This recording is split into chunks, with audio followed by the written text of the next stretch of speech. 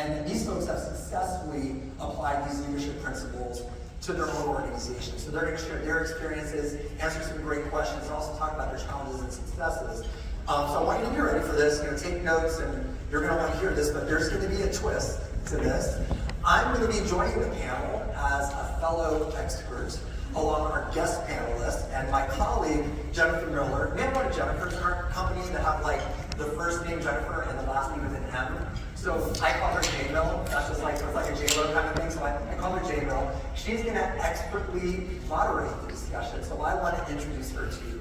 Jennifer is an experienced principal in Huron's healthcare business who has worked for over 20 years to cultivate workforce initiatives that improve the employee experience. She has driven employee engagement, reduced the turnover rate, while also creating a new compensation plan, as well as a talent review program that has helped promote 50% of high potential employees. Jennifer also provides leadership and advice on topics such as organizational design, succession planning, change, and communication strategies. She has recently designed innovative approaches to capturing the employee voice as we navigate the current labor market. Please welcome Jennifer J-Mill to the stage.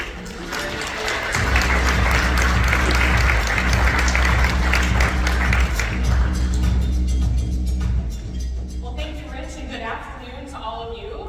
I'm really excited to facilitate this panel discussion because what we really want you to take away as we close out our first day is some really tangible actions you can bring back to your organizations in line to the leadership principles that Rich introduced to us this morning. Before I dive deeper in our discussion this afternoon and introduce our panelists, I want to share a little bit something about Orlando. I'm a huge Disney fan. Is anyone going to a theme park while you're here taking some time for fun? All right, I can't see very far back because you all are here, Lori, but I saw at least one hand in the front. So, anyone a fan of Christmas? All right, how about food or wine? Yeah. Okay, more woo-hoos there. So here's my pro Disney tip for you. Magically, late Tuesday night and early Wednesday morning, all of the Disney World theme parks flip from Halloween to Christmas. So if you're a Christmas fan, it is a sight to see. Secondly, we are in the last couple weeks of Epcot's Food and Wine Festival. It is quite enjoyable. I was there a handful of weeks ago with my family. There is one stand that has multiple types of mimosas. Highly recommend. If you are building culture within an organization, not just to survive, but to thrive. How can we work harmoniously together? How can we make sure that people are receiving the care they need and deserve, and our teams are engaged and empowered? So really a foundation that we're going to dive into more this afternoon in a session titled Leadership Principles in Action. You all are going to learn how to practically apply these principles within your own organization. You're going to hear firsthand how these principles drive positive change, collaboration, and inspire excellence by learning from two amazing organizations, Faith Regional Health from Nebraska and Humber River Health from Toronto. The stories you'll hear will serve as inspiring examples of these principles kind of coming to life and help you think about what you can take back to your own day-to-day, your own team. Really practical tips for you as a leader in the organization. So let me introduce the two panelists that are going to be joining Rich, because Rich is also playing a little panelist with us here this afternoon. So first up, we have Jessica Allison. Jessica is the Director of Strategy and Organizational Development at Humber River and is a seasoned healthcare organizational development professional. She has spearheaded cultural transformation at Humber, which has resulted in over 100 internal promotions over 5 years and has helped sustain a 20% improvement in employee engagement and patient satisfaction. She brings to these roles a clinical background that really drives a commitment to enhancing the patient experience. Let's take a moment to welcome Jessica to stage.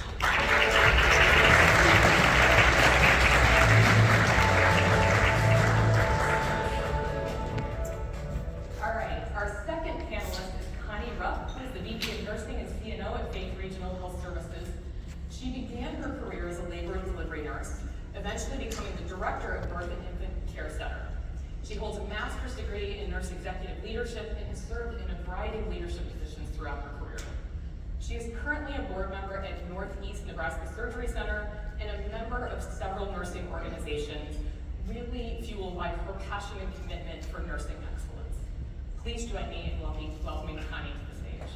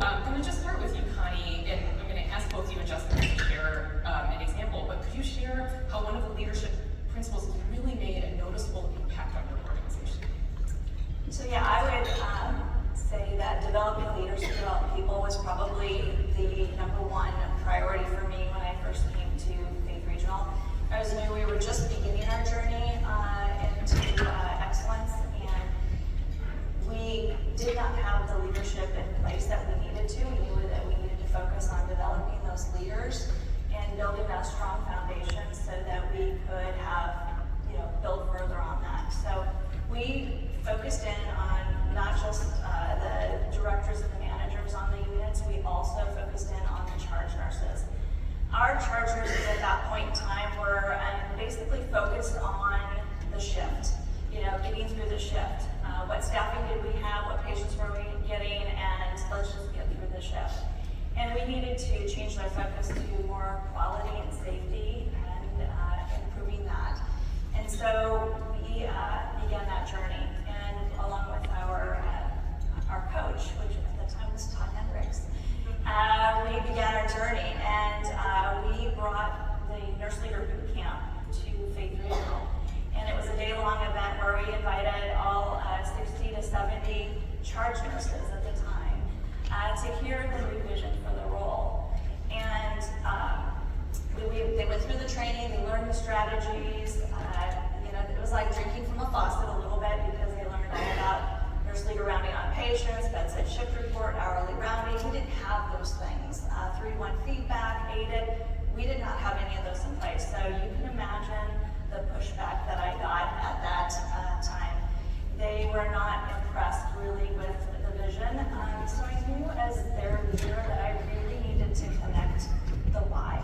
And not just me connected, but I needed them to connect the why to their heart. And so we spent a lot of time on developing that and working with them and strategizing how this was going to help them. We rewrote the job description, we had them apply into the positions, and we began our journey. And we met with our coach frequently. Sometimes it was weekly, but monthly and quarterly for sure. And through that, I can honestly say that not everybody stayed in their role.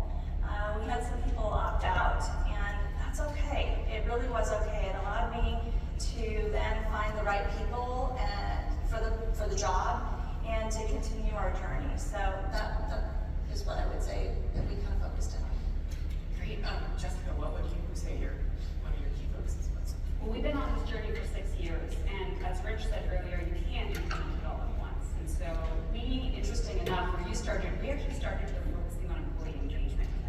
Our engagement scores, this was back, just shy of like 10 years ago, were 53%. So it came out of employment to work with only half of your staff actually engaged. Because we knew that was important. It was important to our board because we knew the correlation between staff engagement and patient outcomes or patient's experience. So we focused in on that. We made it part of a strategic priority. We cascaded it through goals throughout the organization, making leaders accountable to when they got their engagement surveys back, writing local action plans on top of having a corporate-wide action plan. And so that focused work that we put towards engaging our staff, we actually saw a 20% improvement in 2017, 73% of our staff, so about 3/4 now engaged at work, and that sustained throughout the pandemic, which was really kind of the secret sauce to know that this stuff works. Impressive. When you kind of pushed out local engagement plans, did you have to navigate resistance with leaders to really drive that discipline? Yeah, so luckily we had a good role model from the top. I remember I helped to facilitate our CEO's action plan. And so we built it into their annual goals. And we supported them with toolkits and making sure that we had champions within the organizations. And then we asked people to share things like leadership forum examples that other leaders were taught us. So that's how we overcame, I guess. And then Connie, I had a follow-up. So you were new to Faith Regional when you came in and really wanted to focus on leaders. What really triggered that for you? What were you observing that really said that's where we need to go first? So quality and safety, probably. I think we were good. At the time, we were a 3-star facility, and today, 4 or 5 years later, we are now a 5-star quality and a 4-star patient engagement. So it was that, and specifically we focused in on falls to begin with. But yeah, that was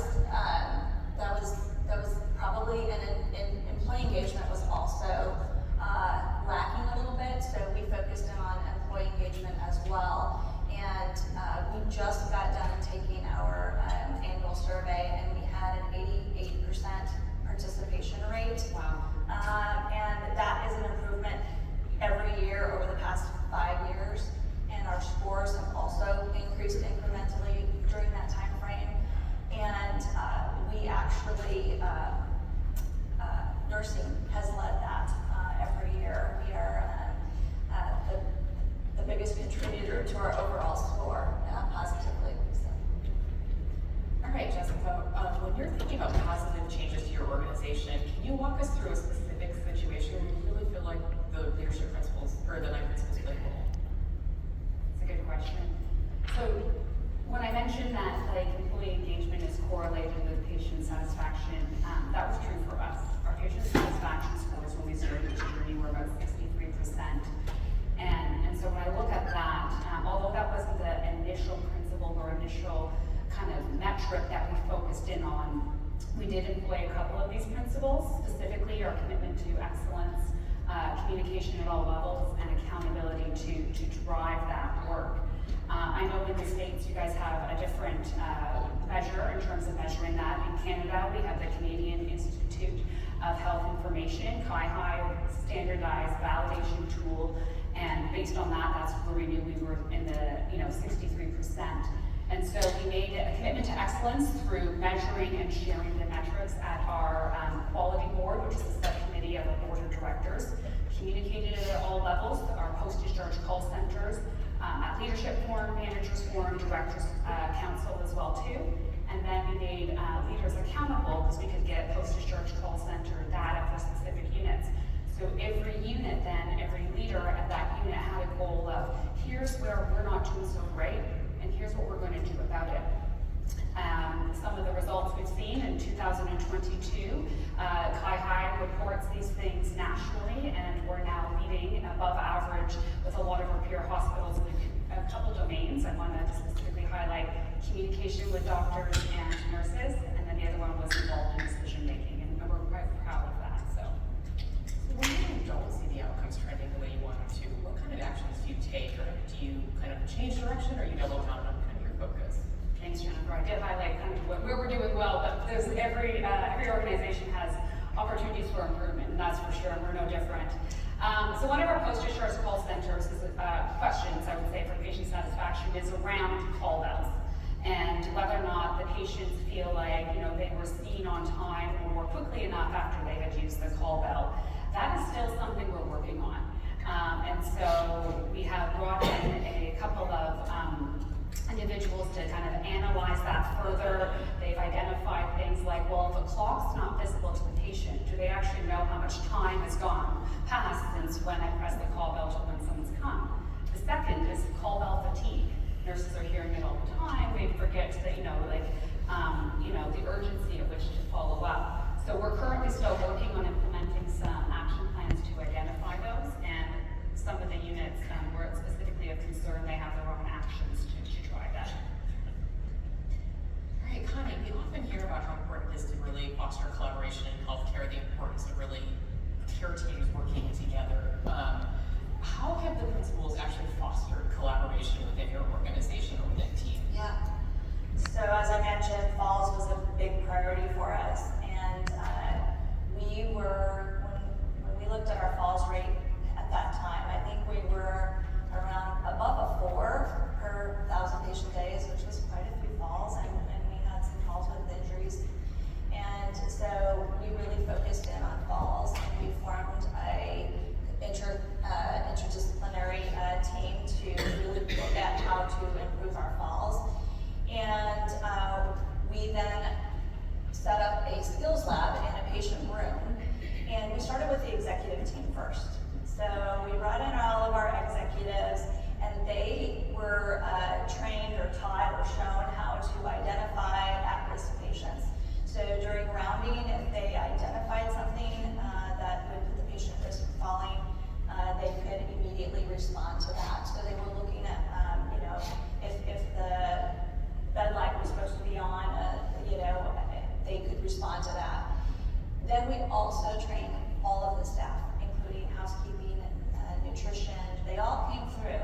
And I would say that housekeeping and food nutrition really did impact our falls, our ability to protect our patients and keep them from falling.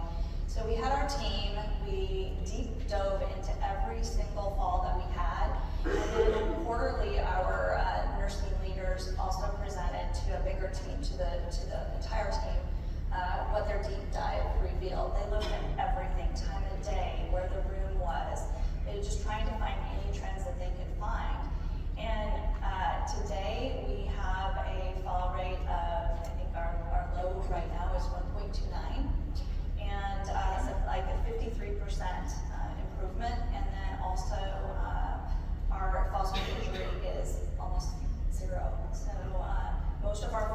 today, while we don't prevent all of them, they are, they're witnessed or they're with somebody, and very few happen without somebody at their side. So we've made significant improvement, and I think that teamwork really has helped in that.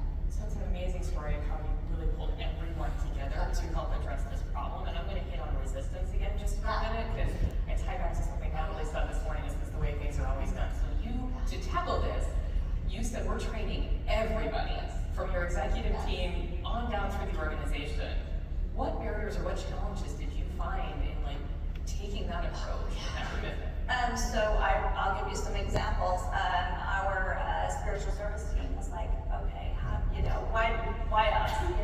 Or even HR for that matter. They were like, really? How are we going to? Well, if you're in the halls and you're walking through the halls, these are what we want you to be looking for.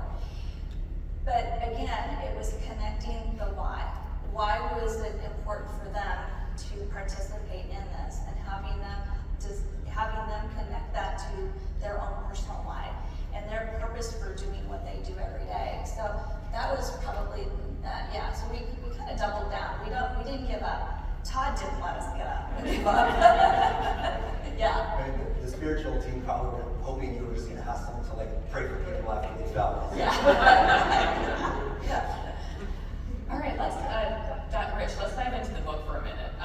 So healthcare is always evolving and is really constantly changing. So what do you think really is captured in Inspired Excellence that equips leaders with tools and insights to really be effective in an ever-changing environment? Lots of. I love the two words or phrases that jump out to me is evolve and ever-changing. And the first thing that I think of when I think of that is, for some reason, water comes to mind.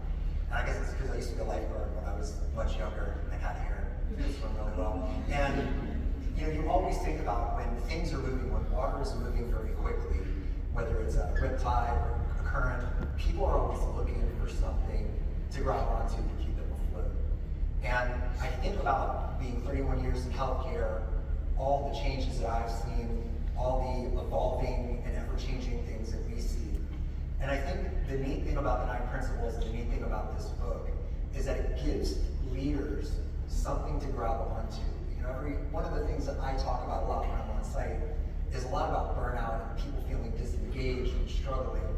And I don't know so much if it's that people don't know how to do their jobs, but I think they struggle because they get disconnected from their work.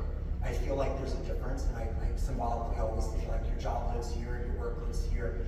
And I wanted the book to be that kind of balance for people, where it would be a mix of helping people connect to that why, because I think that's important, but also giving somebody as a leader, whether you're a newer leader, whether you're a seasoned leader, something to hold on to, because when you're in an environment that is always evolving, when you're in an environment that is ever changing, I think where we get burned out or disconnected is when we feel like we don't have a stability or a flotation device or something that we can hold on to.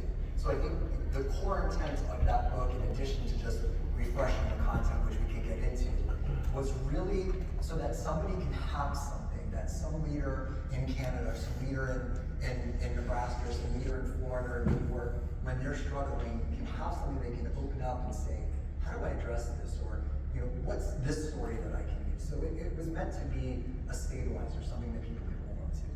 Okay. So Connie, let's talk a little bit about commitment to excellence and really creating that culture of excellence, and dive in there for a minute.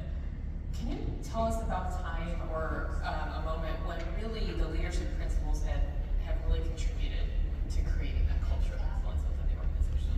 So I'm sure, like many of you, one of our values is excellence, and every morning at our huddles we share stories of excellence, whether it's excellence with patient care or excellence amongst our teams.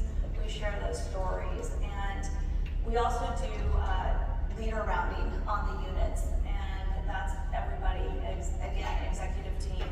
And I remember specifically, actually just recently on a Saturday, I was in rounding on the units, and I was on the med-surg unit, and a group of nurses came running up to me. They were so excited to share with me 2 stories of excellence that day. The first one being a Navy veteran who was traveling through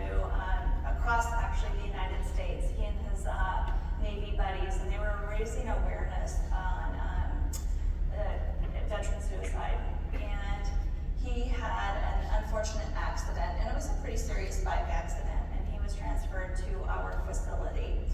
And so, you know, obviously when you're hurt and you're not in your hometown or your family's not near, you know, it's very, very scary.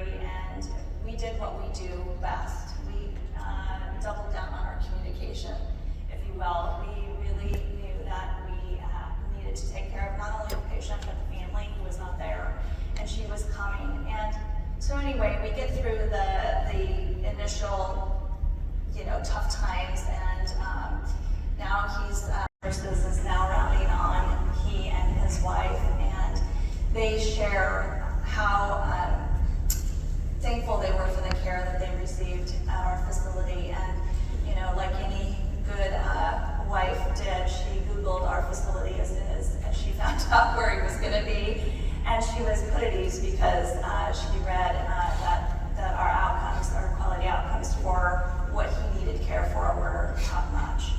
And so she was thankful for that. But what they reiterated to the charge nurse that day was that, you know, she needed to pat herself on the back because, you know, this doesn't happen by chance.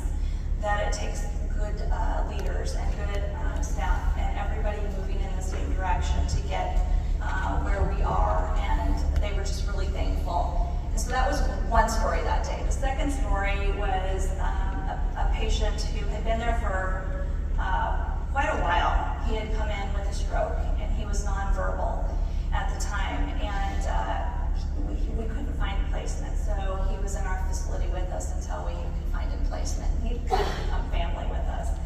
And so one of the nurses that was on that weekend had gone to Omaha, and she brought back these coveted sugar cookies. And one of the sugar cookies was in the shape of a gnome.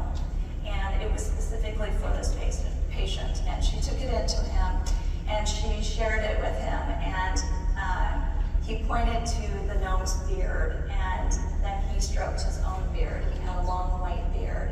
He stroked his own beard, and he got teary-eyed, and he was very thankful that somebody was so kind to bring him a cookie.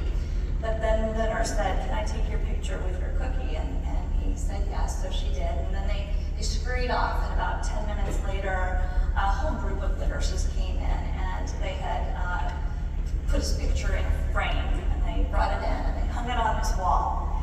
And every time that somebody comes into his room now, he points at the picture and he smiles, and it felt like, you know, family. So I tell you this story not because it did fill my bucket, but what filled my bucket the most was how proud they were of the work and the care that they provided these patients.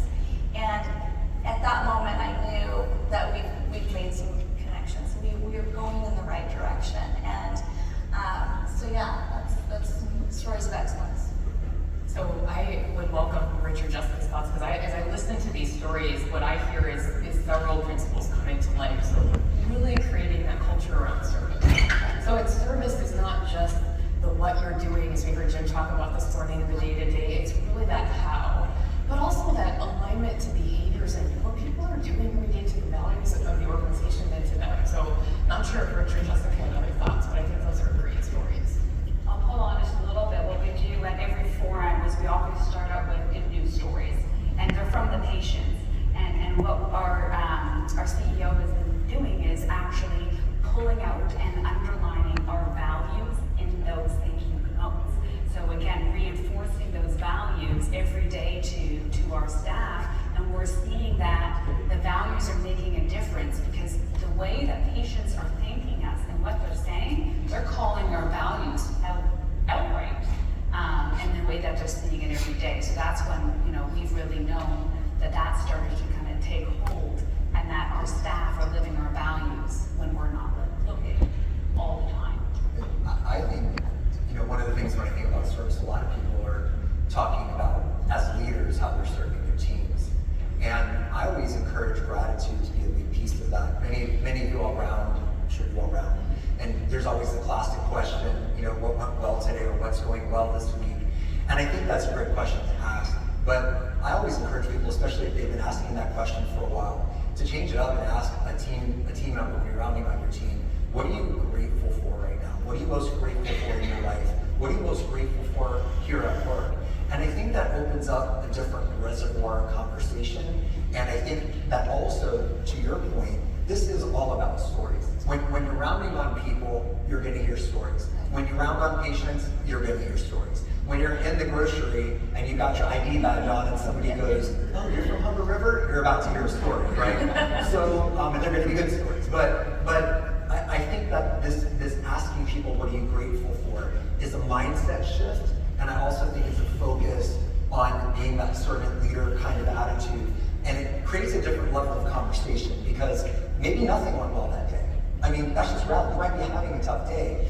But if you can, I don't know if anybody has teenagers or kids. Have you ever asked them at the end of the day, how was school? What do you get? One right answers.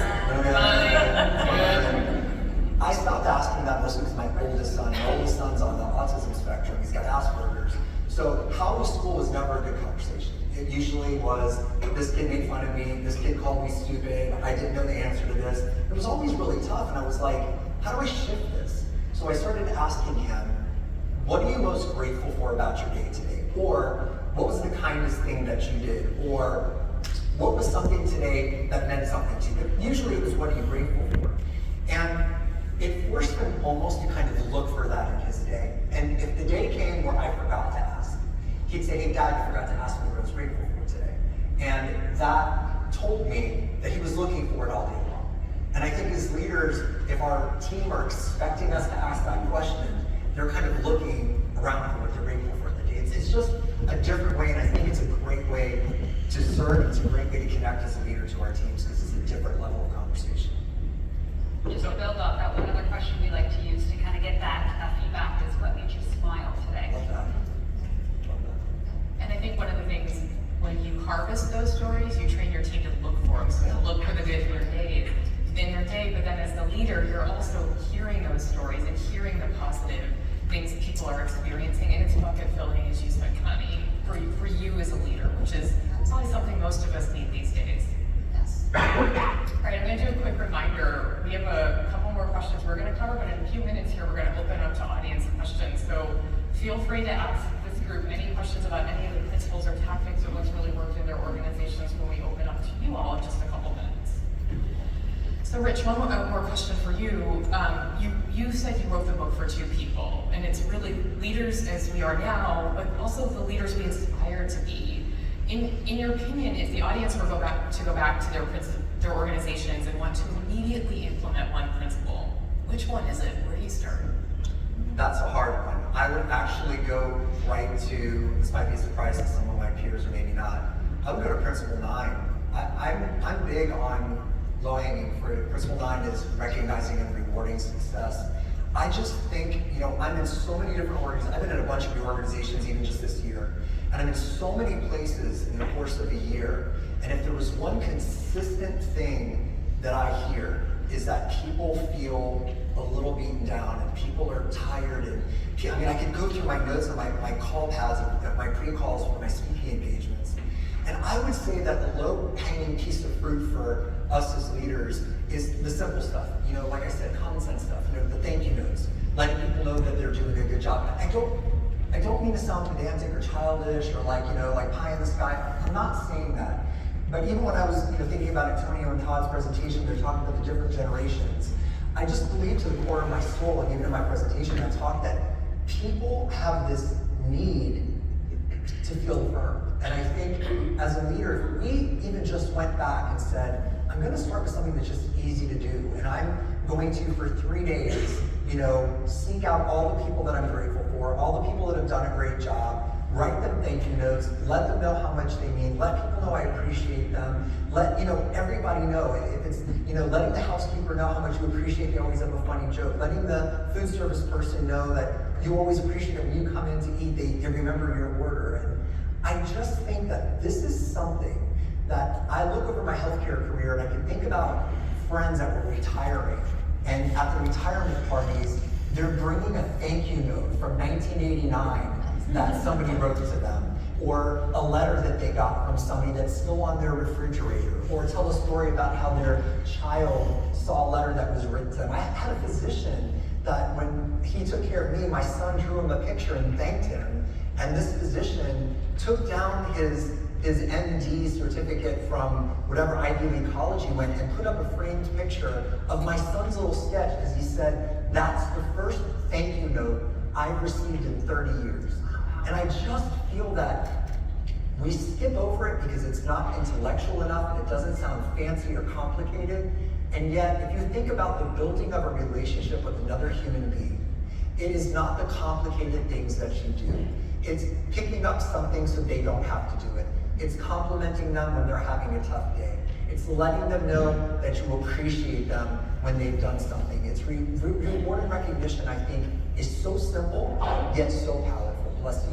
So that's what It's a very pay it forward thing to do too, because you write a thank you note for one person and then you kind of maybe inspire them to do the same thing, or you get the thank you back. It becomes just a part of how especially if you're passing it on. Like if Jessica says to me, I just want to let you know what a great job Jennifer did, then I write a note to you saying, Jessica, let me know what a great job you did. There's like a love bomb goes off because you love Jessica because she's the one who gave you the compliment. You love me because I'm bringing you the compliment. I feel good as a leader because Jessica felt like telling me everybody feels a little bit better. And then when the next disaster happens and the next issue comes up, at least we're starting from a baseline of a little more dopamine and serotonin in our brains.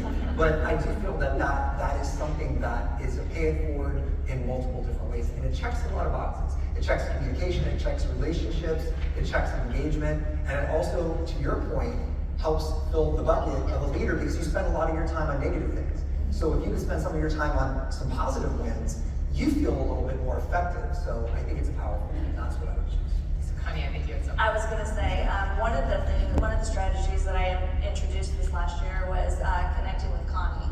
And so it is by invitation only, and the nurse leaders choose nurse leaders within their departments that are, that need a thank you or whatever, and they come and we have an offsite lunch, and we share lots of stories, and it's just a really good time for me to get to know them on a more personal level, and for them to get to know me, because when I first started at Faith, and probably you guys can identify this, when I would round, people would disappear into, it was like they didn't want to see me, they would disappear into the rooms, and now they're coming out. Now they want to share their stories because I've developed these personal connections with them, and that is so important. It's so funny because when I was a staff nurse, we used to refer to the female executives as click-clacks and the male executives as suits. Yeah. Because all male executives wore suits in healthcare, and when the female executives had certain kinds of shoes on, it was click-clack down the hallway. And we literally have lookouts. So we'd be like, click-clack coming, and everybody would scatter. And then we finally have this one leader that was like you, that when, first of all, she might have been wearing flats, I don't know, but I remember that when she would show up, it was a conversation.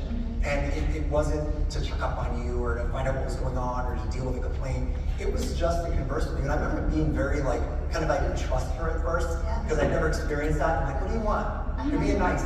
No one's ever nice unless they want something, And then it was about relationships. So I think that's a powerful thing, is that people identify with you in a different way as well. Of course, and so at our organization, we've been on this journey around hardwiring many of these practices, but specifically the recognition now for a number of years. And a couple of things we know that it's hardwired. Number one, staff now, whether it's from senior leader rounding or rounding with your one-up leader, are now coming prepared with knowing what they want to recognize. They're all the time. And so they're not saying it's the team, and specific examples. And oftentimes it's our values, but values through specific behaviors that they've done. One really cool thing that we did just recently is that we use thank you cards, just like many of your organizations probably do as well. We did a call out for new designs for our new thank you card series. And so what we're doing is we asked staff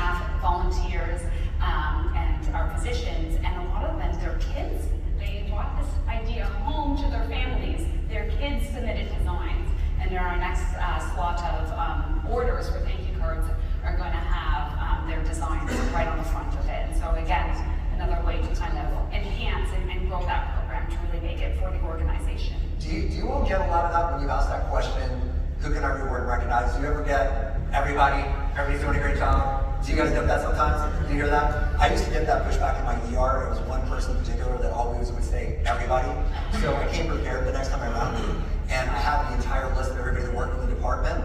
And she said, everybody does a good job. We're the hardest working department. Nobody works as hard as us. And I'm like, okay, let's start with A. Acosta, Bentley, Caleb. And I started going through everybody one at a time until she finally realized I wasn't going to give up. And I think we got to G. She helped out. And then we got to G, and then she gave me something. And from then on, she realized that I told her, I go, I'm doing this because this is important. I know as a team we do great, but it's great that you're sticking with that because I think people then understand that this is who we are. We're going to be the culture of acknowledging people for individual excellence, and we want to make sure that that's part of our conversation, so then it becomes what they look for, it becomes built into their day. All right, so Jessica, looking back on your organization's journey, what's the most valuable lesson you've learned from applying these leadership principles, and what do you want this new group of friends to know? Some of the best lessons are the mistakes you made, for sure. And so stay the course is going to be obviously one that I think many can relate with. But for anyone who is earlier on or midway through this, what I would say, and it's a mistake I made, was engage the leaders that are going to be impacted by this work early on. I thought I had to know all the answers. I thought I had to implement this organization-wide with the support of our senior team, of course. But what I didn't do was create those champions early on, and it could have been through some focus groups saying, okay, at this LDI, what should we focus on? What's bothering you? What could we really hone in on? And I didn't ask because I was fearful that they were going to bring concerns forward that I could not answer. But I didn't realize they not only would bring concerns forward, they would help me solve those concerns. So engage the people impacted by this. It doesn't mean all of them. Some key champions, some focus groups to help you with this because it's not a one-person job. Connie, how about you?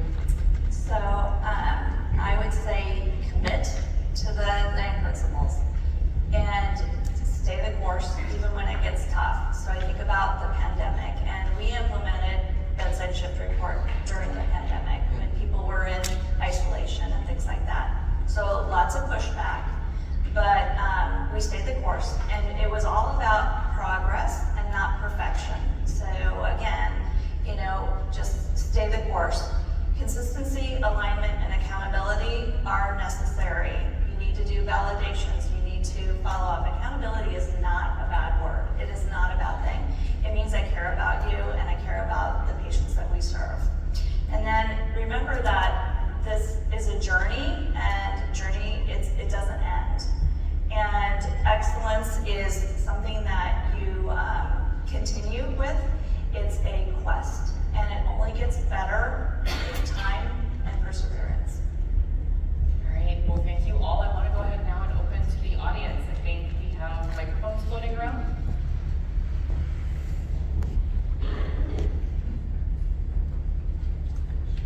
I can sit up here longer than 8 seconds. I think Natalie waited 8 seconds, but I'll sit longer than that.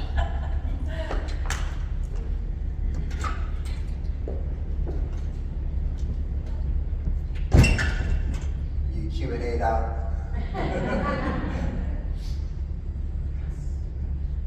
Hey, Tasha.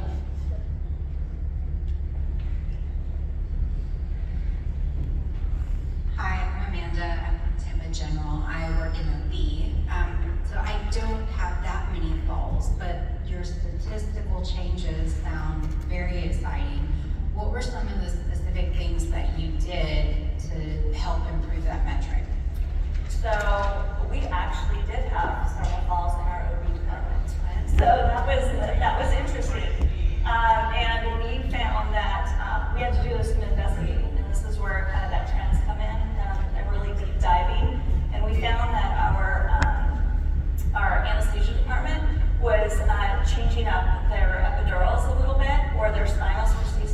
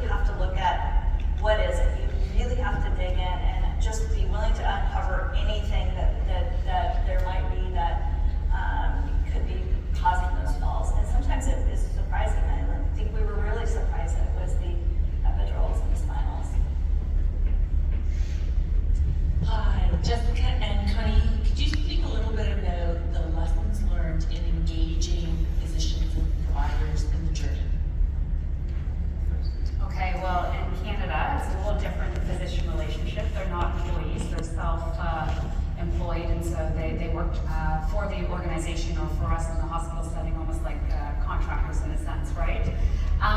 And so with them, engaging them in this work, they need to be connected to their why and where they specifically see that connection as well too. So many of the physicians in our organization are quality focused, patient safety focused, and so using that language, using those specific stories are what's really important. And then oftentimes they want to learn from their peers. And so how do we make sure that when they're being coached or that they're being supported, they want to hear oftentimes from other physicians. And so those are some strategies that we use to try to engage them in this work. I will say one thing is so nice is that, you know, the thank you cards and the rounding, we started with administration of staff. With that, now physicians are asking for a sleeve of 10 cards so they can go thank nurses. And so that's, you know, when you really, you know, turn that ship, that culture, right? So that they're doing it, they haven't been asked to do it, they're not held accountable to it. They're doing it because it's the right thing to do and it results in outcomes. And I would echo all of that. You know, they want to be thanked as well. They want to know when they're doing a good job. So writing the providers thank you notes as well. So again, to Rich's point, when I have a nurse or a leader that recognizes a provider for something that they did, I then write that thank you to them. And so it, again, that love bomb goes off. And we also are, you know, sharing their data with them, their specific quality data and their patient engagement data with them. And they are very competitive. And, you know, and so they want to do better. So, you know, we share it with them. You know, go in, sit down. So we have providers that are now sitting down with our patients, and they are finding that it doesn't take any more time to sit down. In fact, it's probably less time to sit down than it is to run in and poke your head in and leave. So, and then the patients are recognizing them, and we're letting them know that they're recognizing them, both by thank yous. And then we also do a weekly preview. Our CEO puts out a weekly preview, and in there we do I Spies. So we put in there these stories.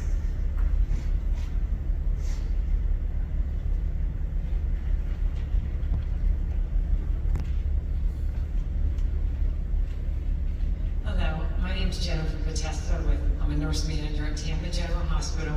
This question is for Connie. Can you elaborate a little bit on the details of your charge nurse boot camp and the frequency you're going to hold that going forward?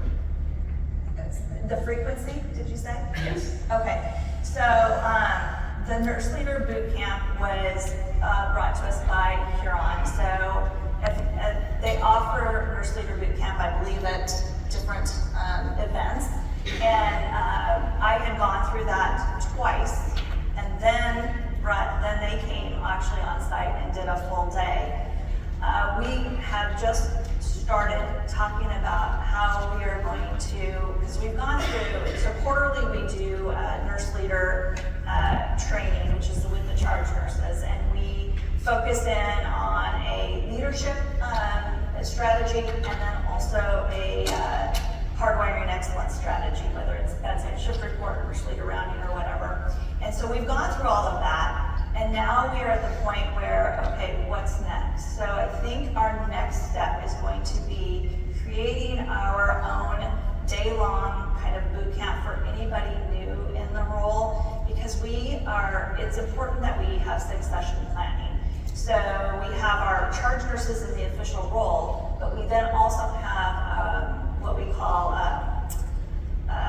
reserve or charge nurses that step in occasionally for the charge nurses if somebody's sick.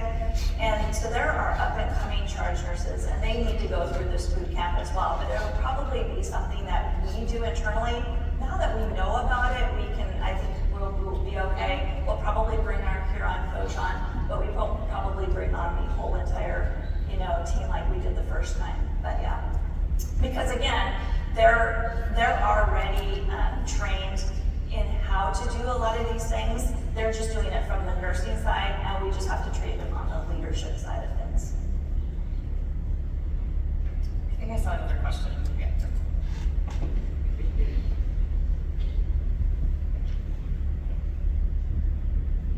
Hi, I'm Kristen from Lake Region Healthcare, and you guys both talked about in your introduction and hardwiring of the behaviors, getting some resistance.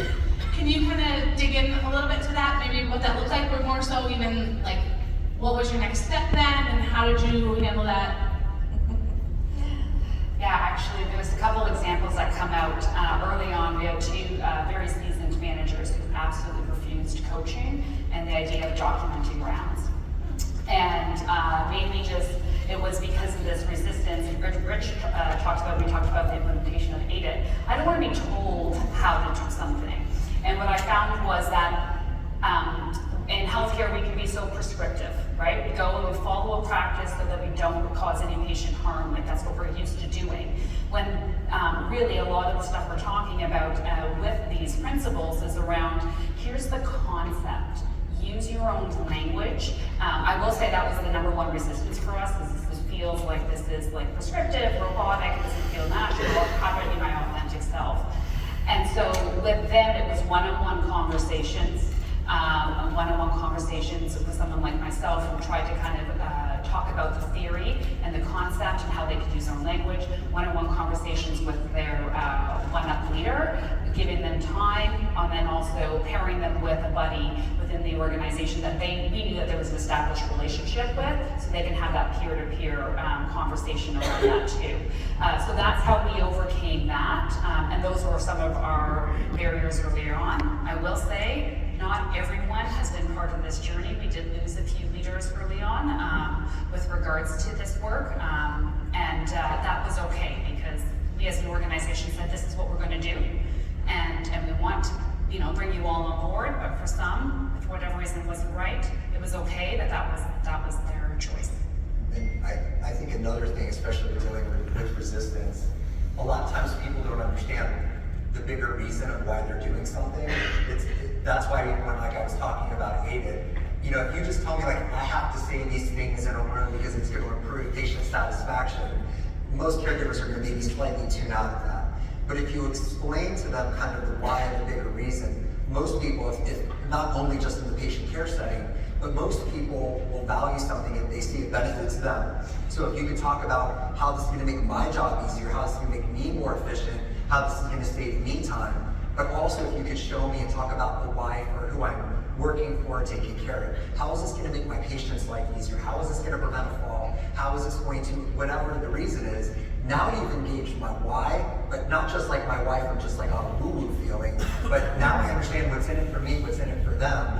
A lot of times the resistance comes from an anxiety because I don't know if I can do it, the fear of it because it's new, and also not understanding how it benefits anybody.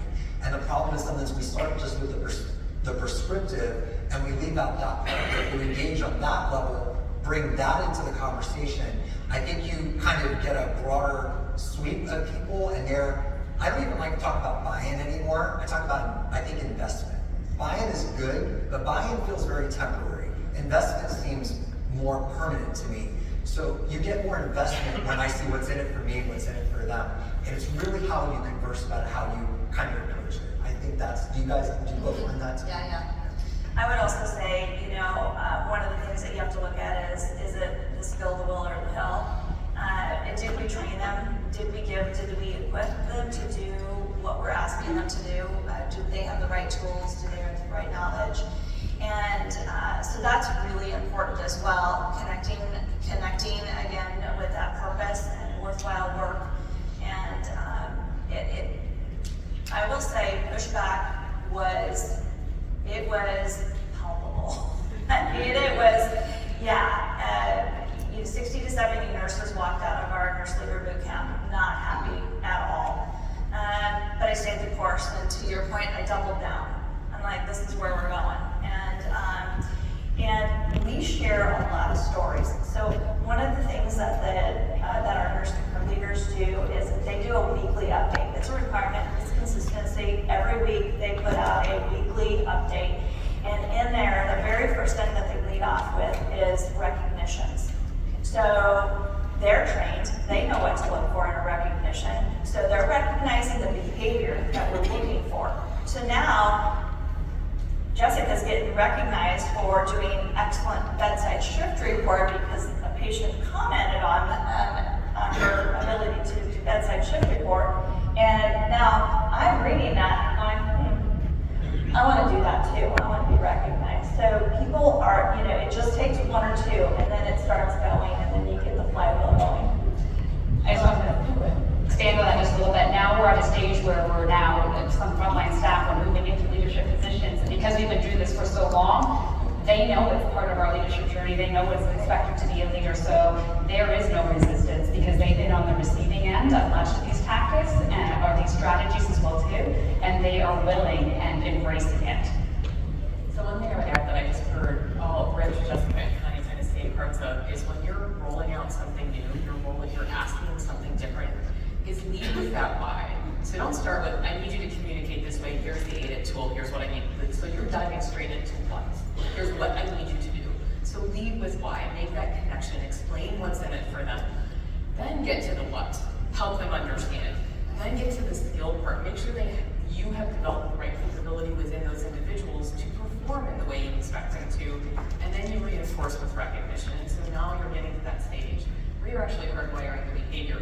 But commonly we flip and we start with what, and we go straight to what, and we put people in training and they're like, I don't even know why I want to be here, like this doesn't apply to me, or I'm not really happy about this, and they're not paying attention because you didn't start back with the why. I think you have to listen to your staff too. So during COVID, when we were implementing bedside shift report, there was pushback with that, and they were stressed. Everybody was stressed, right? And now I'm asking them to do one more thing. So did we do it by the absolute book? No. I listened to them, and we made it work for us. Now we're through COVID, now it's hardwired, now they do it the way it's supposed to be done. But you have to listen to your staff too. So there's a little bit of give and take, I think, in the relationship, because there's not a one size fits all here. There is gray. All right, any final questions?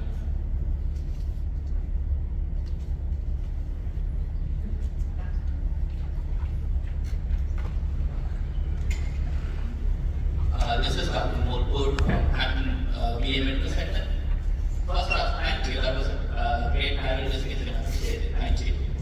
This question for Rich. I suppose if you interactions have seen, you're dealing with a lot of burnouts and citizens, right?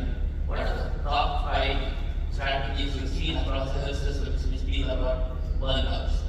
And it could be for any member of the family. How do you address burnouts among doctors, nurses, or employees in general? How do we address burnout? I'm sorry, the mic's the sounds a little bit. I think one of the things that I focus on, or some of the things that I focus on, you kind of heard it a little bit from Connie and Jessica as well, is the first thing that I do is people's stories. I think that a lot of times folks get burnt out because they've disconnected to what brought them into healthcare in the first place. What is their, in the superhero movies, there's always the origin story. Why did this person become a superhero?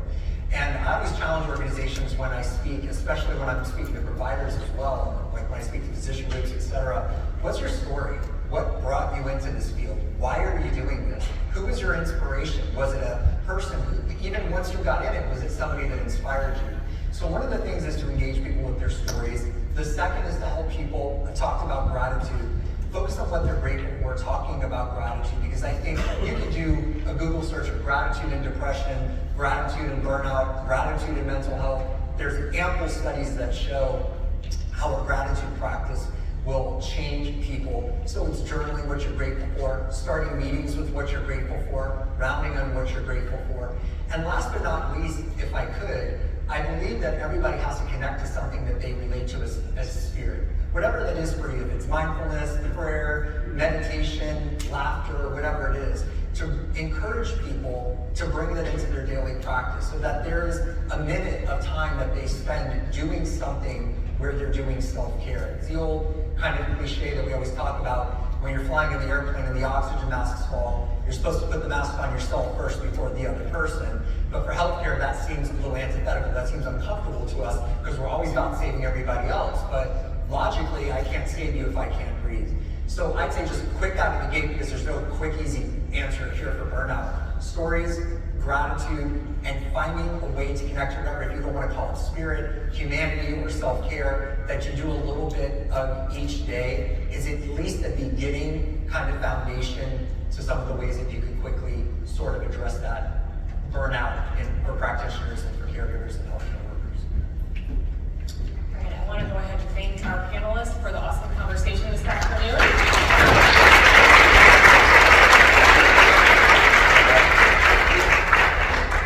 Thank you so much. Thank you, Jennifer. So how are you guys doing? Good? Has it been a great day? You feeling good about it? Well, thank you very much. Clap for yourselves. Are your brains just like a lot bigger right now? Do you feel, whose IQ went up at least a little bit? Okay, that's awesome. So we've definitely delved deep into, I would say, the heart of leadership. I know we've talked about innovative strategies. I know we've talked about ways to enhance